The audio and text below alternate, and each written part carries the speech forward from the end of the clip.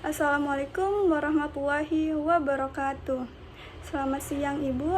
Perkenalkan, saya Helpina Irin Putri dengan NIM 2403020073 ingin mempresentasikan proyek UAS, yaitu materi dari pertemuan 1 sampai 15 pada mata kuliah teori bilangan. Terima kasih kepada Ibu dosen mata kuliah teori bilangan, Ibu Dr. Randa Linda Rosemary Tambunan, MSI. Di sini saya akan mempresentasikan yang pertama itu ada masalahnya, lalu materinya itu ada induksi matematika, teori binomial, algoritma pembagian, algoritma Euclid, teorema dasar aritmatika, tapis Eratosthenes, kekongruenan, persamaan Diopantin, modulo bilangan prima, fungsi P-Euler, dan struktur aljabar. Per materi saya akan mulai dari konsep, contoh soal, aplikasi, dan penemu. Lalu saya akan menjelaskan mengapa pentingnya mata kuliah teori bilangan dan keterkaitan antara mata kuliah teori bilangan ke mata kuliah lainnya. Lalu saya akan menjelaskan kesimpulannya yang terakhir. Baik, langsung saja ke masalahnya terlebih dahulu. Baik, di sini saya akan menjelaskan terlebih dahulu masalahnya. Sebuah sistem keamanan digital sederhana menggunakan bilangan bulat untuk membuat kode akses, untuk memastikan pola pembentukan kode selalu benar untuk setiap tahap. Pengembangan sistem diminta membuktikan dengan induksi matematika bahwa rumus jumlah kunci yang dihasilkan pada tahap ke-n selalu memenuhi aturan yang ditetapkan. Dalam proses perancangannya, pengembangan harus menganalisis sifat bilangan dengan menggunakan konsep teori bilangan, khususnya menentukan FPB dari dua bilangan besar menggunakan algoritma pembagian dan menyederhanakannya melalui algoritma Euclid. Selanjutnya, untuk menyesuaikan kombinasi dua jenis kunci agar menghasilkan total nilai tertentu, sistem memerlukan penyelesaian persamaan Diopantus dalam bilangan bulat. Setiap bilangan yang digunakan dalam sistem terlebih dahulu diuraikan ke dalam faktor-faktor primanya berdasarkan teorema dasar aritmatika, dan daftar bilangan prima yang diperoleh dengan menerapkan tapis Eratosthenes. Dalam tahap verifikasi, kesesuaian kode diuji menggunakan konsep kekongruenan, yaitu dengan memeriksa apakah dua bilangan memiliki sisa pembagian yang sama terhadap suatu modulus. Untuk menentukan banyaknya kunci yang relatif prima terhadap modulus tersebut digunakan fungsi Euler, terutama ketika sistem bekerja pada modulo bilangan prima yang menjamin adanya inverse perkalian. Seluruh operasi bilangan dalam sistem ini kemudian dianalisis dalam kerangka struktur aljabar, sehingga dapat dipastikan bahwa himpunan bilangan dan operasi yang digunakan membentuk struktur yang konsisten dan dapat dikendalikan. Materi ini saling berkaitan. Induksi matematika digunakan alat pembuktian, sedangkan teori bilangan menjadi dasar utama pembahasan. Algoritma pembagian dan Euclid membantu menentukan FPB, dan selanjutnya digunakan dalam persamaan Diopantus. Teorema dasar aritmatika dan tapis Eratosthenes mendukung analisis bilangan prima. Konsep kekongruenan, fungsi Euler, dan modulo bilangan prima memperluas pembahasan di aritmatika modular, yang kemudian diformalkan dalam struktur aljabar. Di sini ada induksi matematika. Apa itu induksi matematika? Induksi matematika adalah metode pembuktian untuk menunjukkan bahwa suatu pernyataan benar untuk semua bilangan asli atau n lebih besar sama dengan 1. Ibarat domino. Jika domino pertama jatuh dan setiap domino mendorong domino berikutnya, maka semua domino akan terjatuh. Nah, di sini ada langkah-langkah induksi matematikanya. Yang pertama itu langkah basis induksi. Buktikan bahwa pernyataan benar untuk n sama dengan 1 atau nilai awal lain. Langkah kedua itu ada asumsi induksi. Misalkan pernyataan benar untuk n sama dengan k. Ini disebut hipotesis induksi. Langkah yang ketiga itu ada langkah induksi. Buktikan bahwa jika benar n sama dengan k, maka juga benar untuk n sama dengan k tambah 1. Jika basis dan langkah induksi berhasil, pernyataan benar untuk semua n. Selanjutnya, di sini ada contohnya. Buktikan bahwa 1 tambah 2 tambah 3 tambah titik-titik tambah n sama dengan n dalam kurung n tambah 1/2. Yang pertama nih tadi basisnya yaitu n sama dengan 1 kan. Langkah-langkahnya itu 1 dalam kurung 1 tambah 1 tutup kurung per 2 sama dengan 1. Kenapa? Karena dalam kurung kita selesaikan dahulu 1 tambah 1 dikali yang 1 depannya per 2. Jadi 2/2 sama dengan 1. Oke, benar. Kita checklist. Lalu yang kedua, asumsi induksi. N sama dengan K. Anggap pernyataan benar untuk N sama dengan K itu 1 tambah 2 tambah titik-titik tambah K sama dengan K dalam kurung K tambah 1. Kenapa jadi K? Karena tadi itu langkah kedua ubah N sama dengan K. Langkah yang ketiga itu langkah induksi. N sama dengan K tambah 1. Tambahkan K tambah 1 ke dua sisinya. Yang di langkah 2 itu jadinya 1 tambah 2 ditambah titik-titik tambah K tambah K tambah 1 sama dengan K dalam kurung K tambah 1/2 ditambah dalam kurung K tambah 1.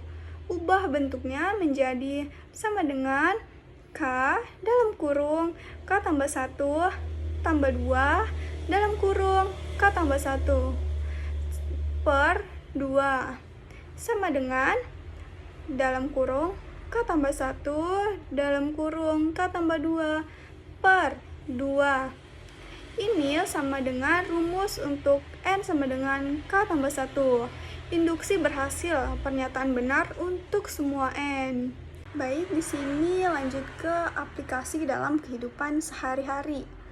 Yang pertama itu aplikasi induksi matematika dalam kehidupan sehari-hari, yaitu pola menabung bertahap.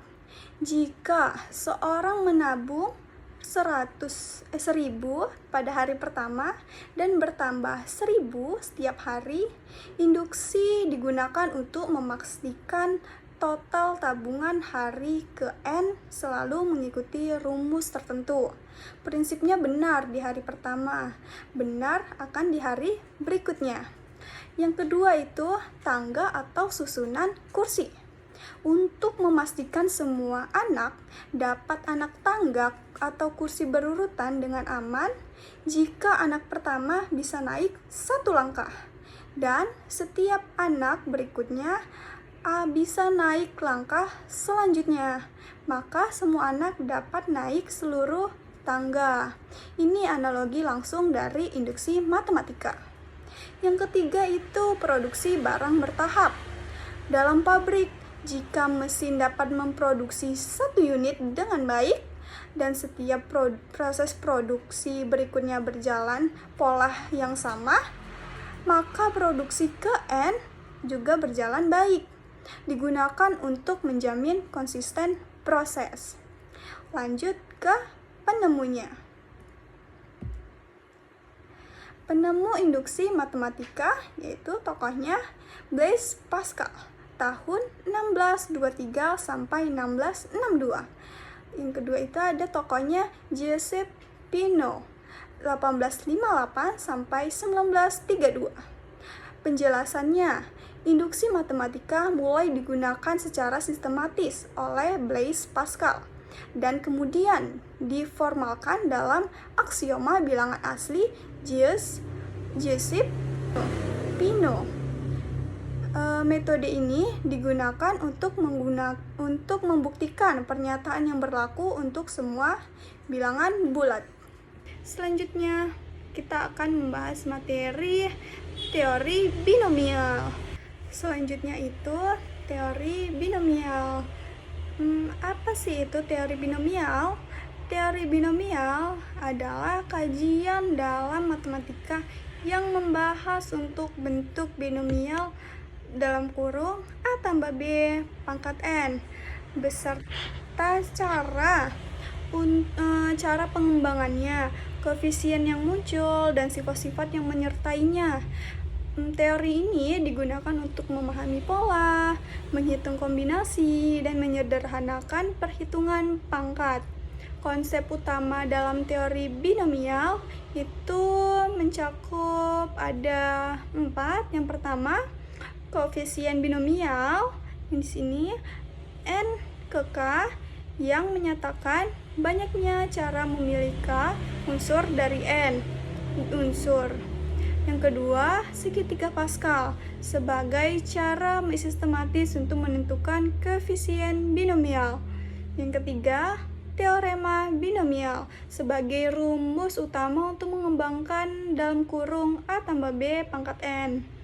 Nah, yang keempat, notasi sigma untuk menyingkat penjumlahan suku-suku hasil pengembangan. Tadi ada disebut teorema binomial.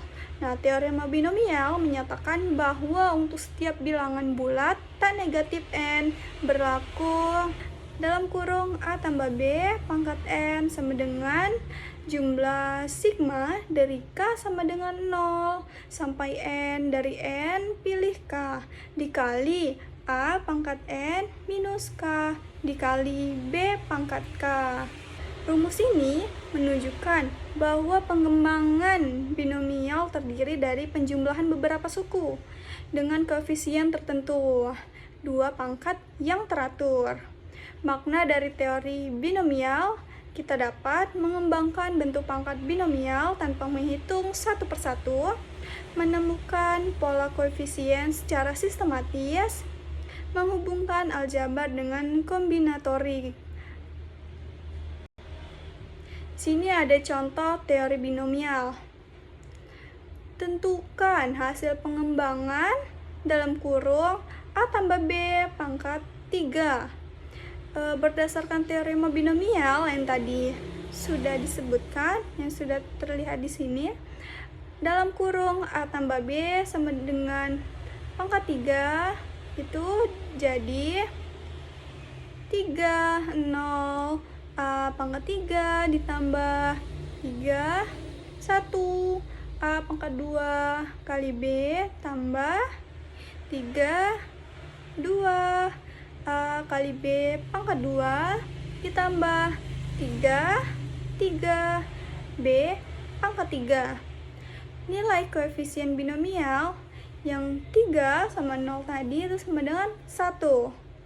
3 yang sama 1 ini sama dengan 3. 3 dan 2 sama dengan 3. 3 sama 3 itu sama dengan 1.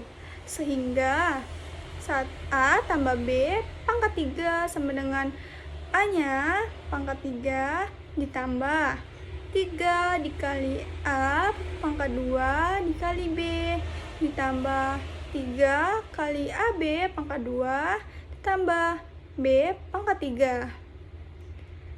Jadi, koefisien pengembangan mengikuti pola segitiga Pascal dan dan pangkat A menurun sedangkan pangkat B meningkat. Lanjut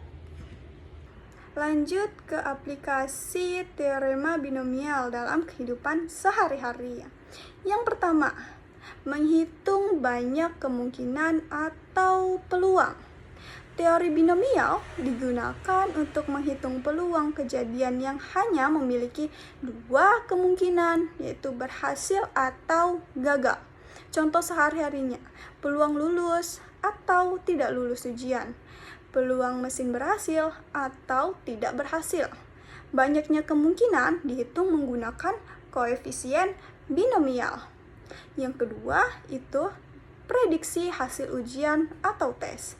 Dalam ujian, pilihan benar salah setiap soal punya dua kemungkinan.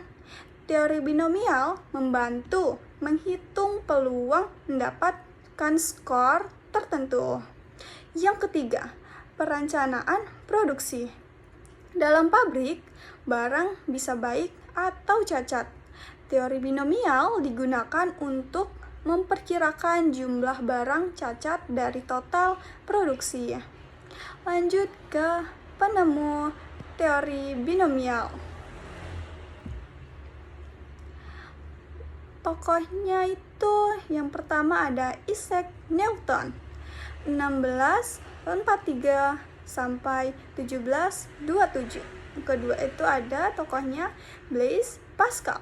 Penjelasan: Pascal mengembangkan segitiga Pascal, sedangkan Newton memperluas teori binomial untuk pangkat rasional. Lanjut ke algoritma pembagian. Apa itu algoritma pembagian? Algoritma pembagian menyatakan bahwa setiap bilangan bulat A dapat ditulis sebagai hasil bagi dan sisa jika dibagi oleh bilangan bulat positif B. Rumus utamanya ini di sini A sama dengan B kali Q ditambah R. Nah, dengan ketentuan A-nya itu bilangan yang dibagi, B-nya itu bilangan pembagi, B sama dengan lebih besar dari 0, Q-nya itu hasil bagi, R-nya itu sisa pembagian.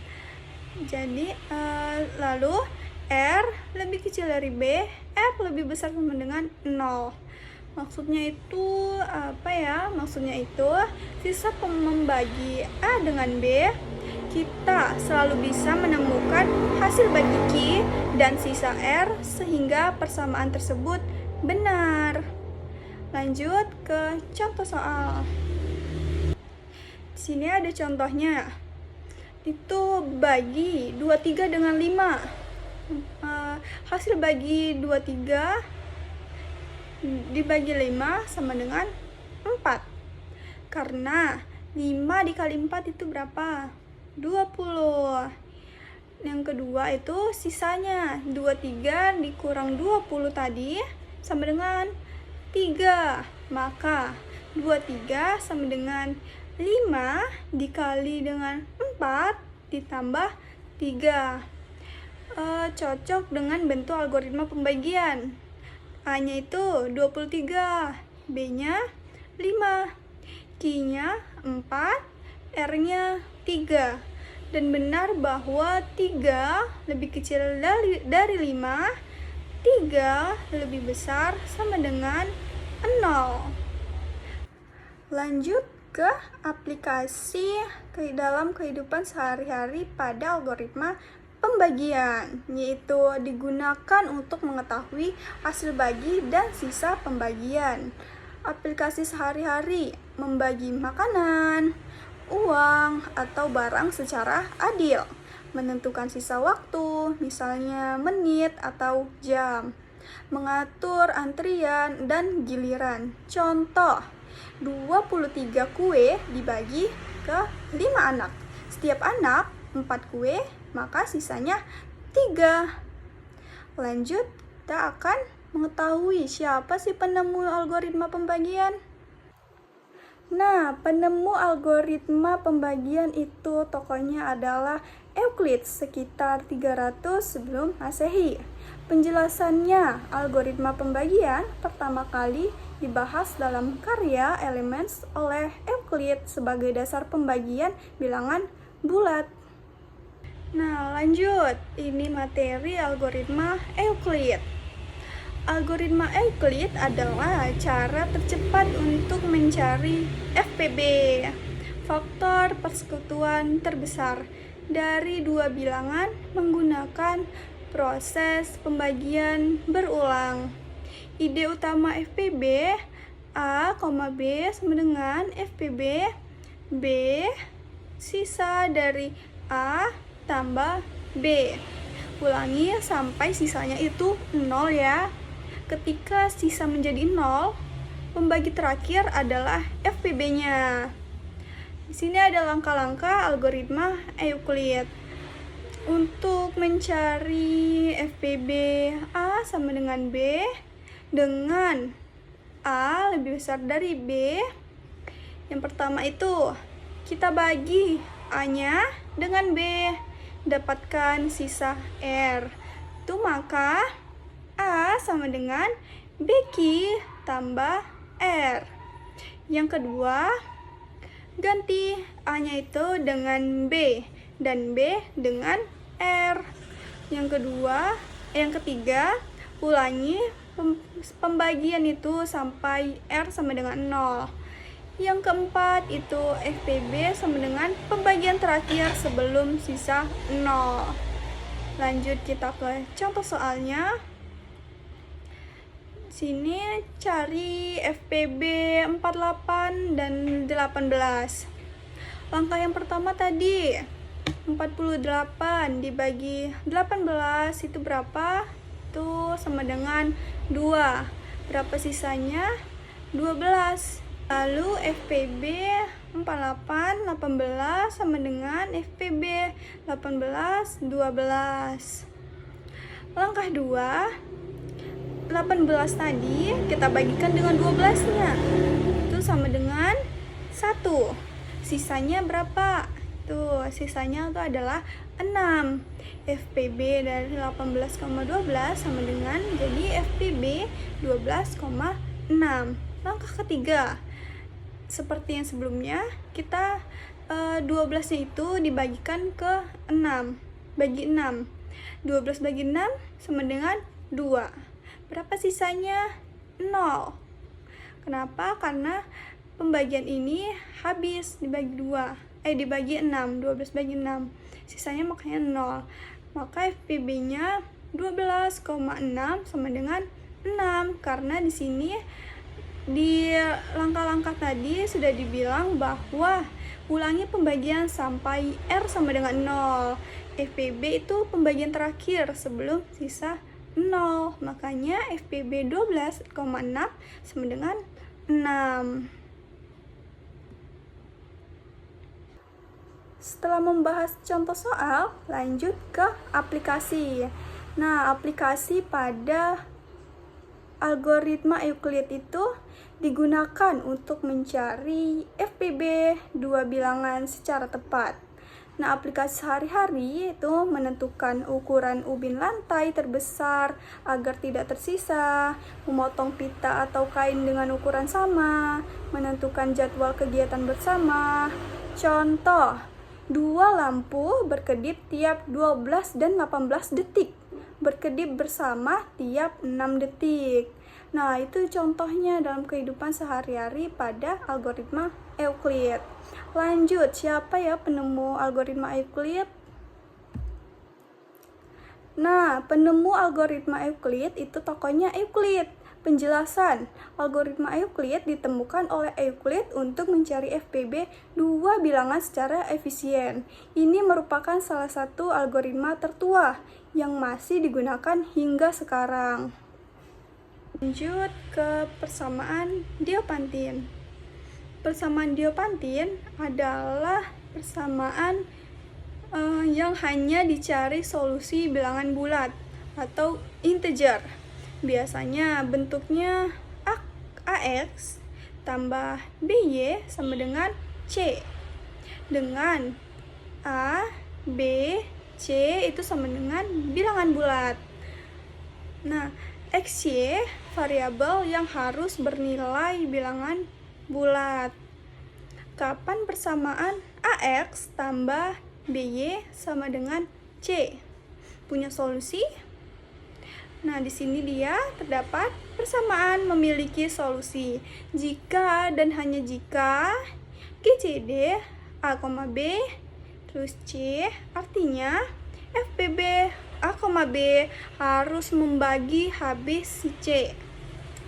Bentuk solusi umumnya, jika X0, Y0 salah satu pasangan solusi, maka solusi umum X sama dengan X0 ditambah B per GCD dalam kurung A, B dikali T.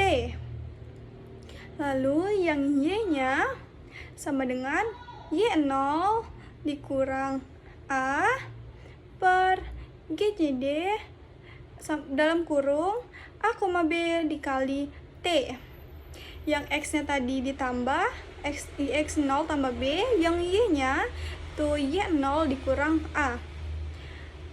Dengan T itu sama dengan sebarang bilangan bulat.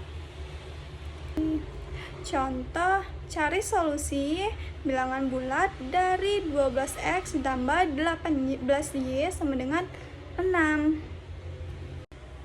Nah, yang pertama penyelesaiannya itu cek secara solvabilitasnya. Sini FPB 12,18 itu sama dengan 6. Adalah 6 karena 6 membagi 6, maka persamaan tersebut mempunyai solusi. Yang garis itu namanya membagi 6 ya. Yang kedua, sederhanakan persamaan. Bagi semua dengan 6. Jadi 2X ditambah 3Y sama dengan 1. Yang ketiga, temukan salah satu solusi atau solusi khusus. Coba nilai mudah. 2 kali 2 ditambah 3 dikali min 1 sama dengan 4 dikurang 3 sama dengan 1. Salah satu solusi X0 sama dengan 2, Y0 sama dengan min 1. Yang keempat, tuliskan solusi umumnya. X sama dengan X0 ditambah 3T sama dengan 2 ditambah 3T. Y-nya sama dengan Y0 dikurang 2T sama dengan min 1 dikurang 2T dengan T sama dengan bilangan bulat. Jadi jawaban akhirnya itu X-nya tuh sama dengan 2 ditambah 3T dan Y-nya sama dengan min 1 kurang 2T. Untuk T itu elemen bilangan bulat atau simbolnya Z. Lanjut. Nah, kita lanjut ke aplikasi persamaan Diopantin dalam kehidupan sehari-hari, yaitu kombinasi uang kertas dan koin, mengatur pembelian barang dengan harga berbeda, dan pengemasan barang dalam jumlah tertentu. Contohnya, 20.000 bisa dibentuk dari uang 5.000 dan 10.000 dengan beberapa kombinasi. Kita lanjut ke siapa penemu persamaan Diopantin. Nah, penemu persamaan Diopantin itu tokohnya Diopantus dari Alexandria, abad ke-3 Masehi. Penjelasannya, Diopantus adalah matematikawan Yunani yang pertama kali mempelajari persamaan dengan solusi bilangan bulat, sehingga persamaan tersebut dinamakan persamaan Diopantin. Lanjut ke materi berikutnya. Lanjut ke materi teorema dasar aritmatika. Setiap bilangan bulat positif lebih besar sama dengan 2, maka dapat ditulis sebagai hasil perkalian faktor-faktor prima dan bentuk faktornya itu unik, kecuali urutan. Makna pentingnya, semua bilangan dapat dipecah menjadi bilangan prima. Inilah dasar dari operasi aritmatika dan teori bilangan. Contoh, kita ada angka 12 dan 84. Yang 12 itu sama dengan 2 dikali 2 dikali 3. Yang 84 itu 2 dikali 2 dikali 3 dikali 7. Nah, di sini ada masalah. Gunakan teorema dasar aritmatika untuk memfaktorkan bilangan 840 ke dalam faktor-faktor prima. Lalu tentukan. Pertama, faktorisasi prima dari 840. Kedua, jumlah total faktor dari 840. Ketiga, FPB 840, 180 menggunakan faktorisasi prima.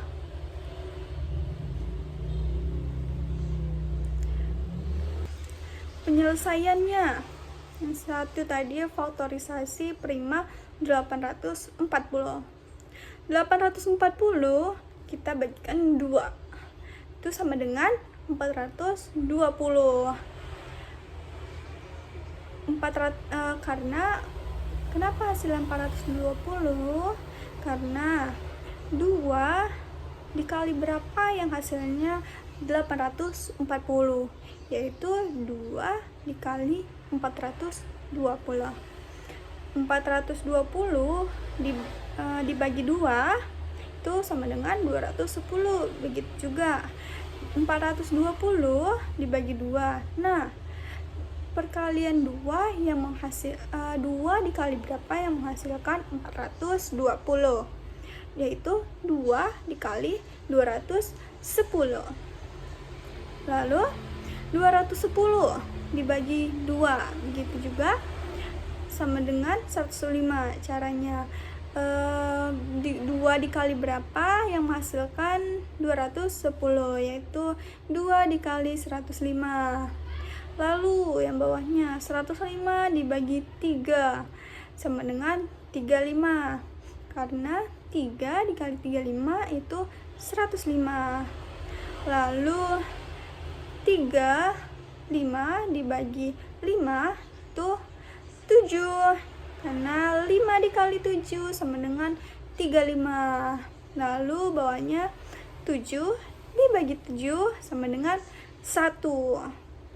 Maka faktorisasi prima dari 840 itu 2 pangkat 3, 3 pangkat 1, 5 pangkat 1, 7 pangkat 1. Yang kedua, jumlah faktor total. Gunakan rumus N sama dengan P pangkat A1, P1 pangkat A1 kali P2 pangkat A2 kali P3 pangkat A3 sampai seterusnya. Itu maka jumlah faktornya nih dalam kurung A tambah 1, A1 tambah 1 dalam kurung, A2 tambah 1 dalam kurung, A3 tambah 1 dan seterusnya. Lalu untuk 840 itu sama dengan 2 dipangkat 3, 3 pangkat 1, 5 pangkat 1. Tuh jadi nih di sini dalam kurung 3 tambah 1, 1 tambah 1, 1 tambah 1 lagi, 1 tambah 1 dan 4 kali 2 kali 2 kali 2 hasilnya 32. Jadi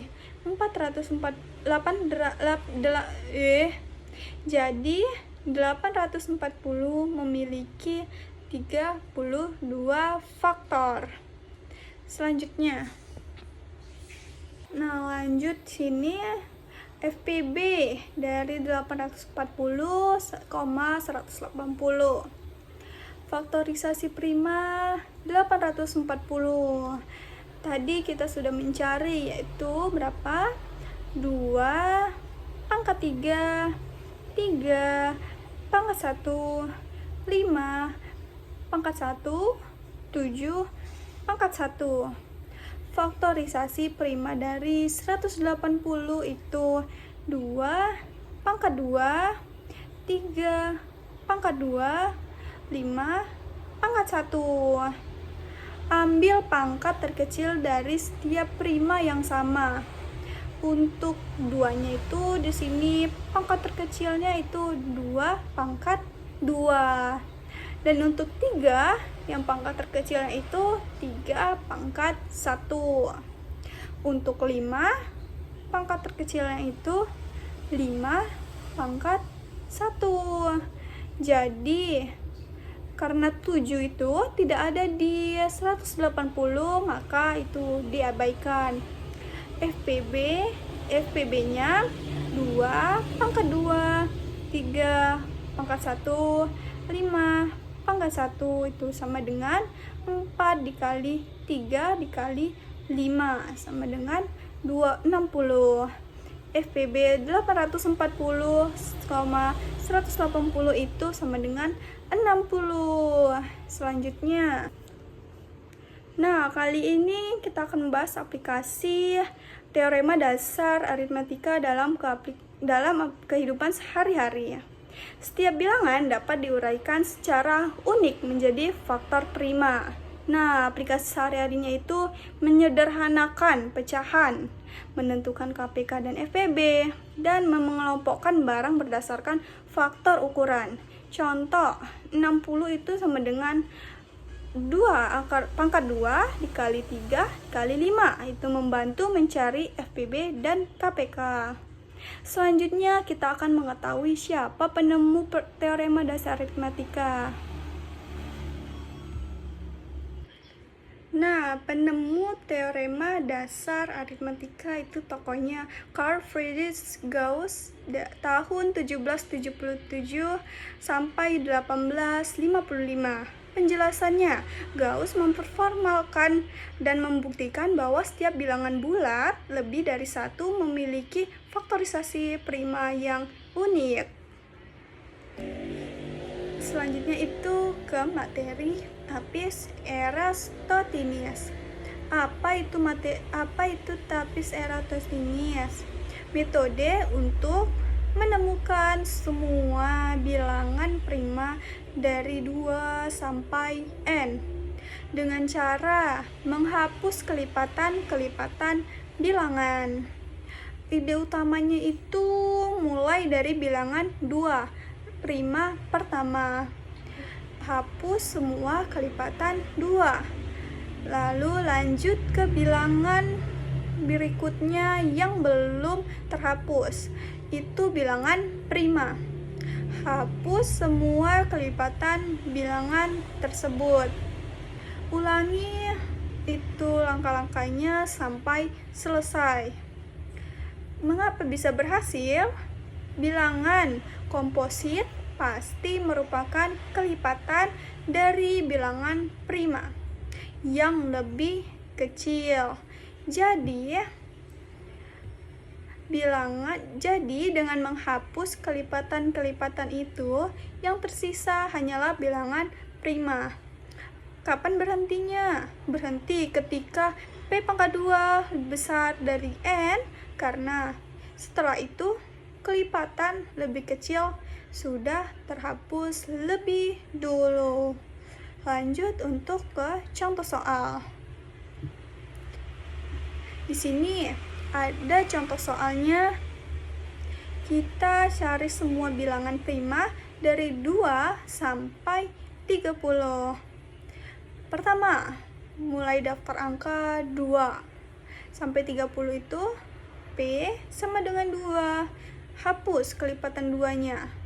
Dihapus 4,6, 4,6, 8,10, 12, 14, 16, 18, 20, 22, 24, 26, 28, 30.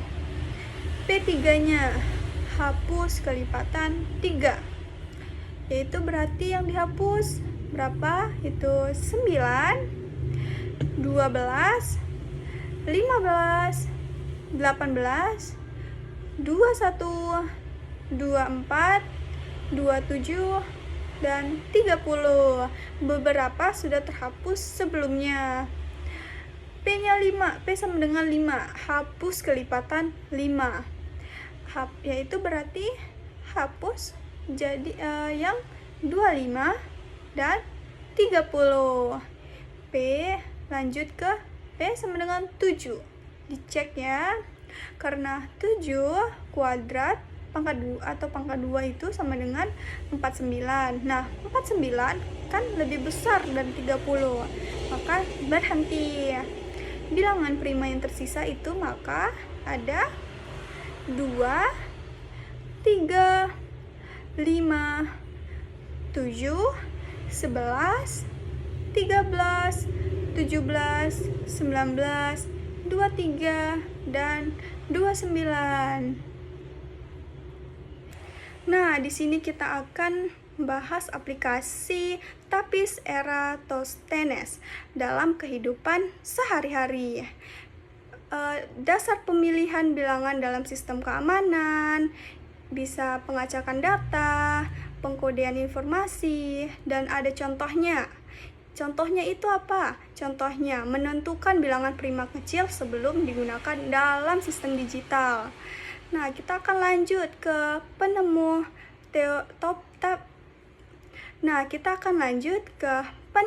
tapis Eratosthenes.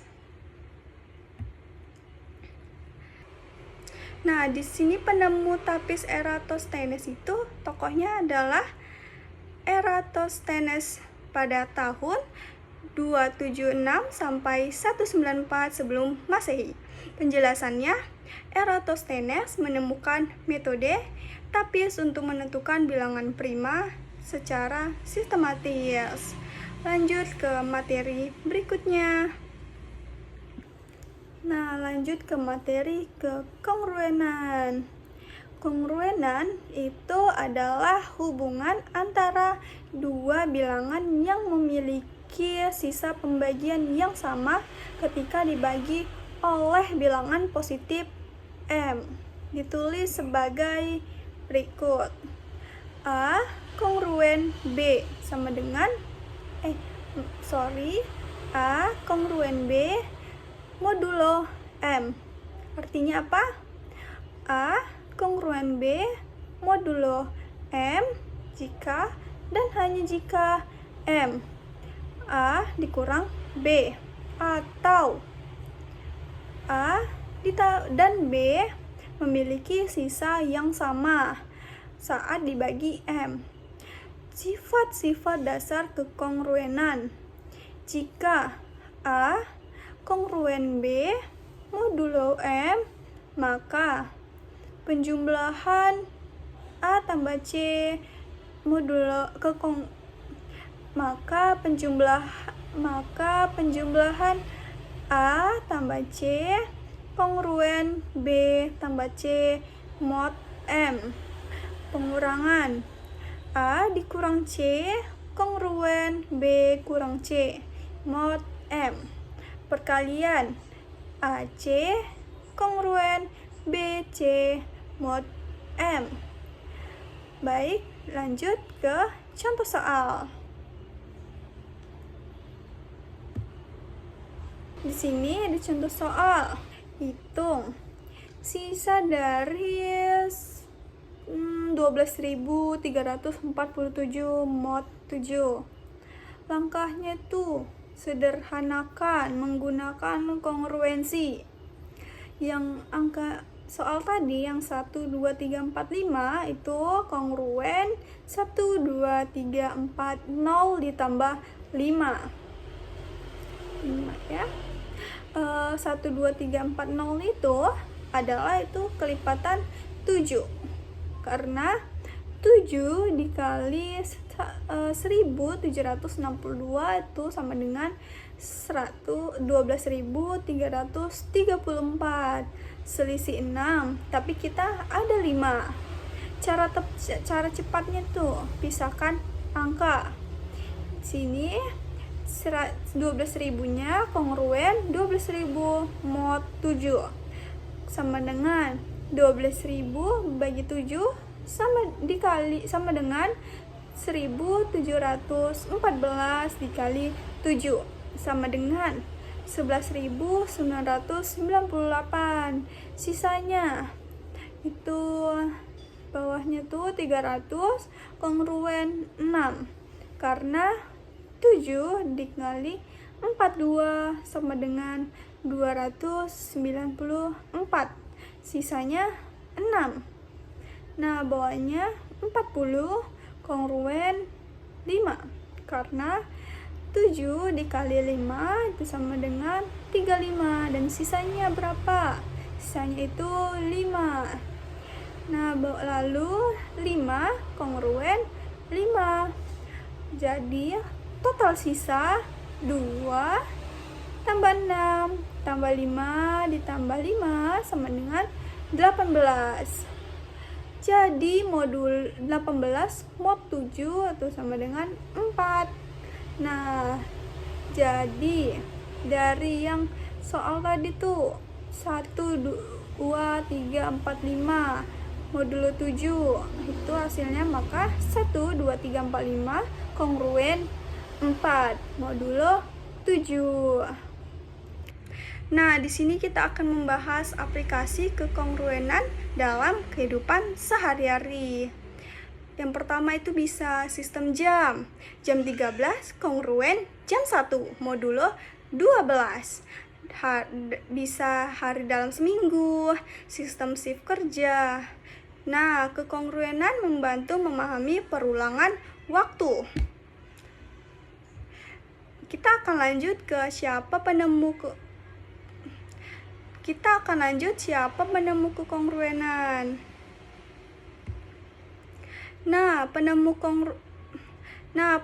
kekongruenan itu tokohnya Carl Friedrich Gauss. Penjelasannya, konsep kekongruenan diperkenalkan secara sistematis oleh Gauss dalam bukunya Discontinuous Arithmetic. Lanjut ke materi berikutnya. Nah, di sini kita akan membahas materi fungsi Euler. Apa itu fungsi Euler? Nah, fungsi Euler atau fungsi dalam kurung n itu menghitung berapa banyak bilangan dari 1 sampai n yang tidak punya faktor persekutuan dengan n atau selain 1. Artinya, bilangan yang relatif prima dengan n.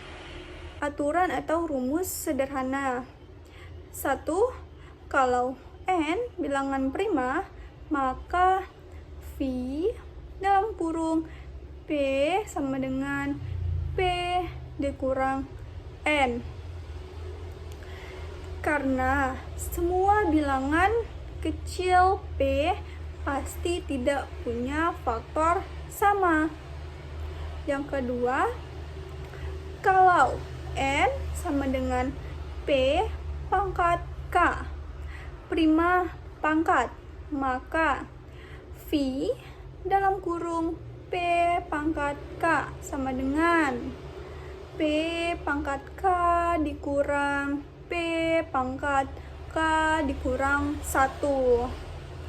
Yang ketiga, kalau n terdiri dari beberapa faktor prima, misal n sama dengan P1 pangkat A1 kali P2 pangkat A2 sampai seterusnya, maka V dalam kurung n sama dengan n dalam kurung 1 dikurang 1 per P1 dikali dalam kurung lagi 1 dikurang 1 per P2. Begitu seterusnya. Lanjut kita ke contoh soal. Contoh soalnya itu V 12 faktorkan 12-nya. Maka 12 sama dengan 2 pangkat 2 dikali 3. Karena 2 pangkat 2 itu kan 4. Nah, dikali 3 itu sama dengan 12. Pakai rumus yang tadi itu, yang rumus yang sudah ada yang ketiga. Yang V kali N sama dengan N dalam kurung 1 kurang 1 per P1. Lalu dalam kurung lagi 1 dikurang 1 per P2. Nah, untuk menyelesaikan soal ini itu maka V dalam kurung 12 sama dengan 12 dalam kurung 1 dikurang 1 per 2 dalam kurung lagi 1 dikurang 1 per 3 sama dengan 12 kali 1 per 2 dikali 2 per 3 sama dengan 4. Artinya ada 4 bilangan antara 1 sampai 12 yang relatif prima dengan 12, yaitu 1, 5, 7, dan 12, dan 11. Maaf, salah menyebut.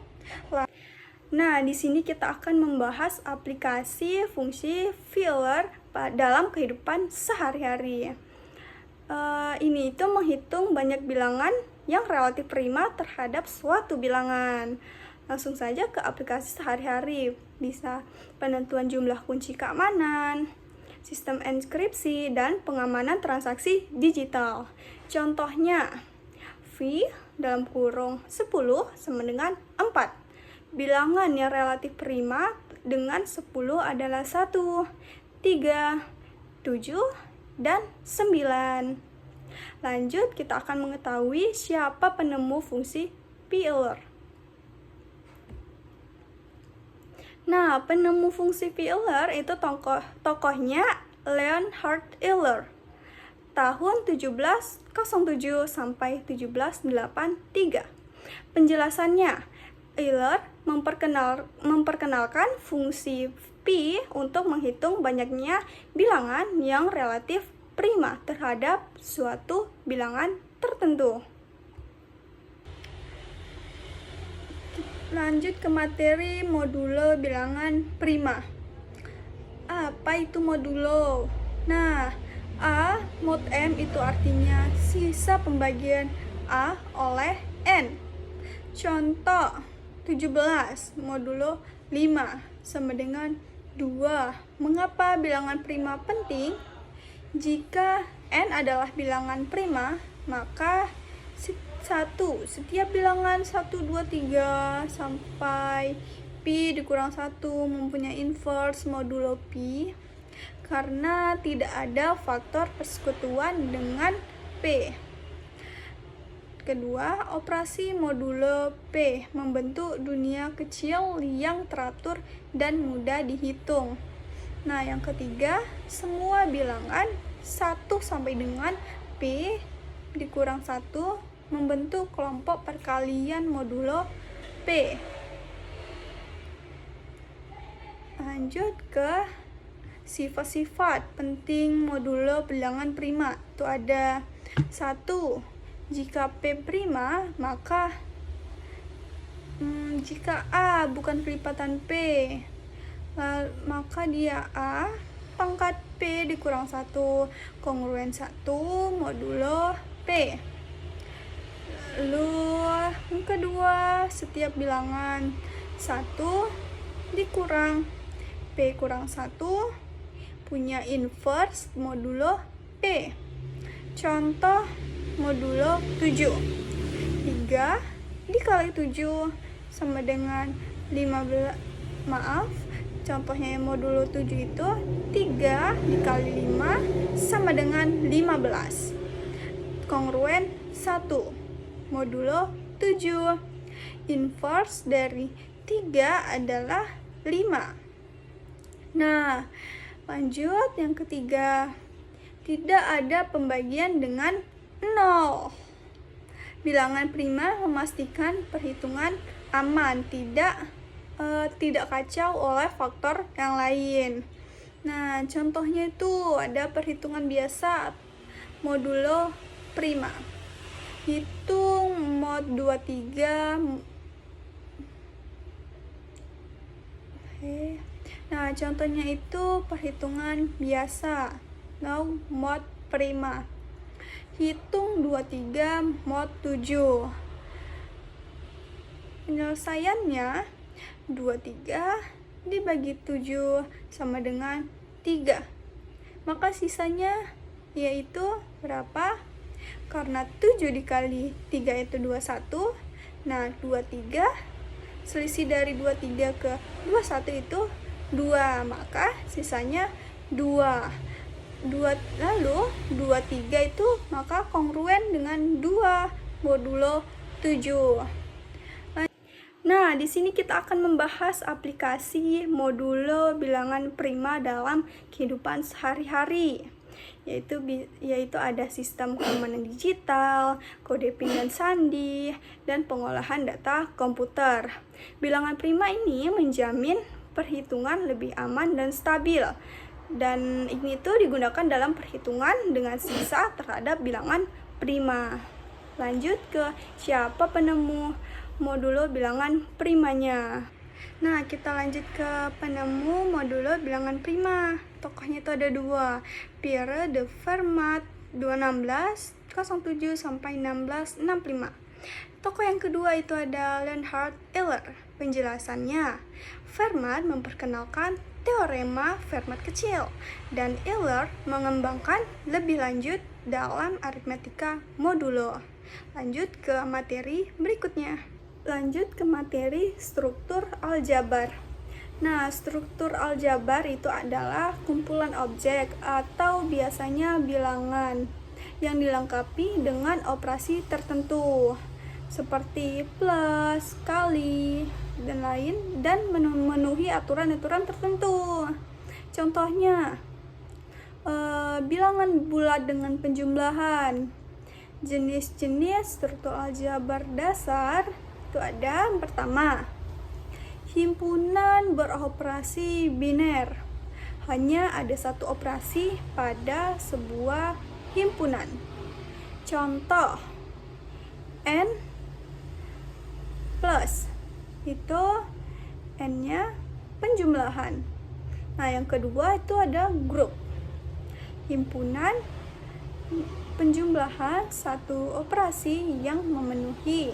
Pertama itu ada tertutup, asosiatif, ada identitas, dan setiap elemen punya inverse. Jika operasinya komutatif, maka disebut grup abelian. Contohnya Z, plus itu Z, penjumlahan, bilangan bulat itu penjumlahan. Lanjut, 3 itu ada ring atau cincin. Himpunan dengan 2 operasi, itu penjumlahan dan perkalian. Syaratnya, penjumlahan membentuk grup abelian, perkalian tertutup, asosiatif, dan asosiatif. Ada sifat distributif. Contohnya Z, plus, kali. Yang keempat itu ada pilot, yaitu lapangan. Ring yang perkaliannya juga punya inverse kecuali 0. Contoh, bilangan rasional Q, bilangan real R, bilangan prima mod P, maka Z P. Contohnya itu ada diberikan himpunan G sama dengan 0,1, 2, 3. dengan operasi penjumlahan modulo 4, ditulis plus 4. Tentukan apakah G, plus 4 merupakan grup. Penyelesaiannya itu untuk membuktikan G plus 4 adalah grup. Periksa syarat berikut. Yang pertama tadi syaratnya itu tertutup. Hasil penjumlahan dua elemen di G selalu ada di G-nya. Contoh, kita ambil yang angka 3 dan 2. 3 kalau ditambah 2 itu berapa? 5. Nah, 5 itu kongruen 1 modulo 4 elemen G. Nah, kan 1 kan itu ada di G-nya tadi, di himpunan G. Lanjut, yang kedua itu sifatnya asosiatif, yaitu penjumlahan modulonya bersifat asosiatif, dalam kurung A tambah A plus 4. 4-nya itu di bawah ya, di plus bawah. Itu berarti A tambah B tambah C sama dengan A tambah B E. Nah, yang kedua asosiatif sifatnya. Penjumlahan modulo bersifat asosiatif itu A plus B itu di dalam kurungkan tambah C sama dengan A plus dalam kurung B tambah C. Nah, kalau kita ambil contoh, ambil angka A-nya itu 1, B-nya itu 2, dan C-nya itu 3.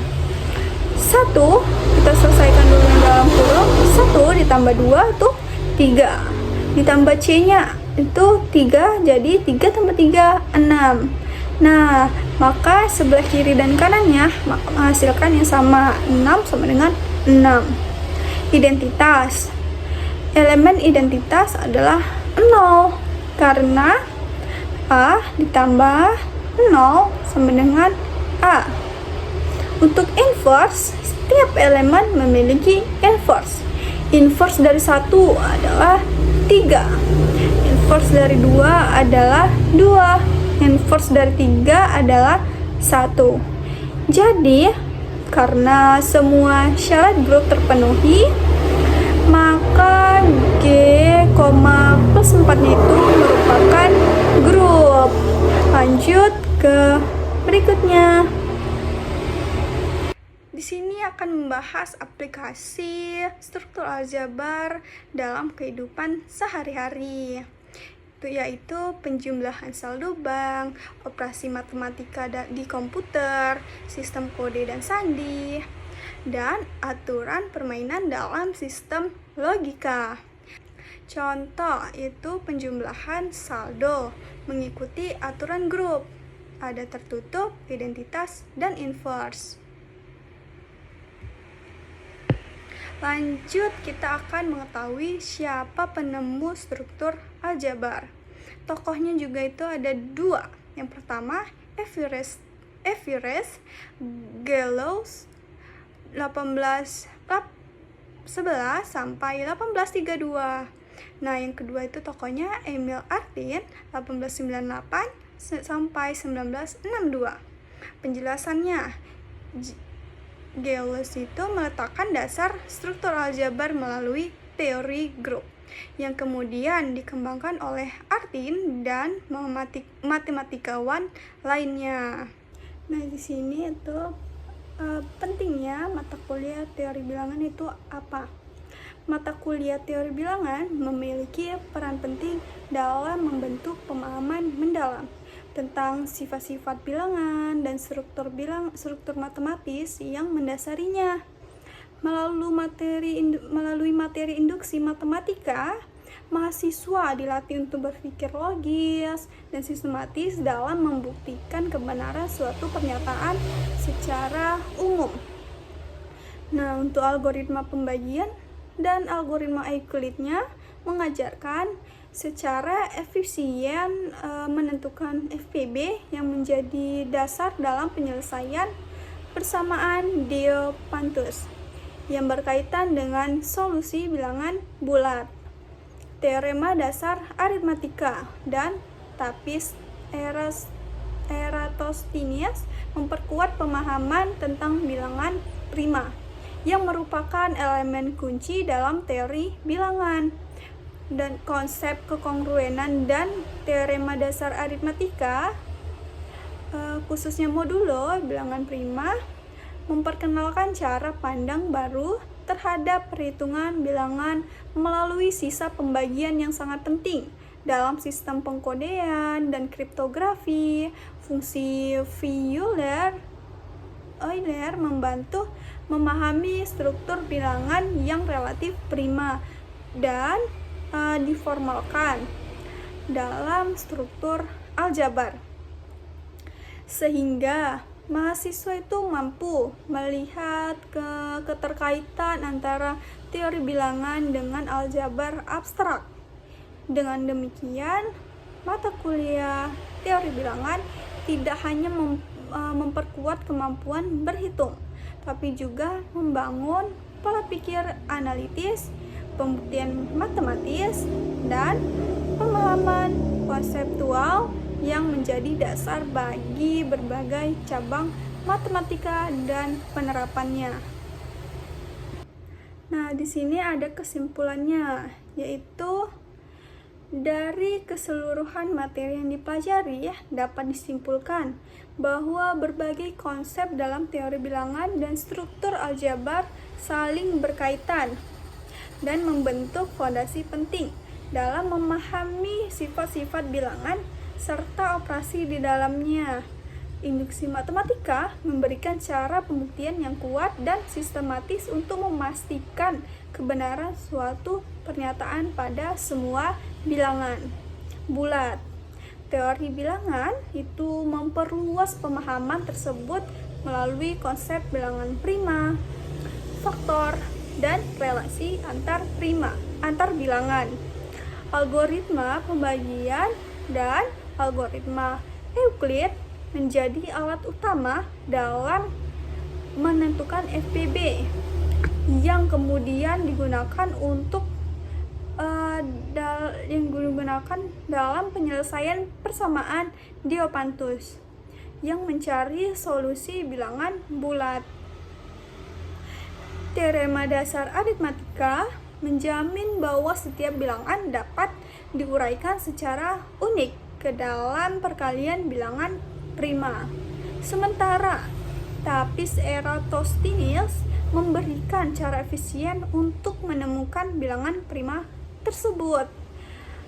Konsep kekongruenan memperkenalkan cara baru memandang perhitungan melalui sisa pembagian yang menjadi dasar bagi aritmatika modulo, khususnya modulo bilangan prima yang memiliki struktur lebih teratur.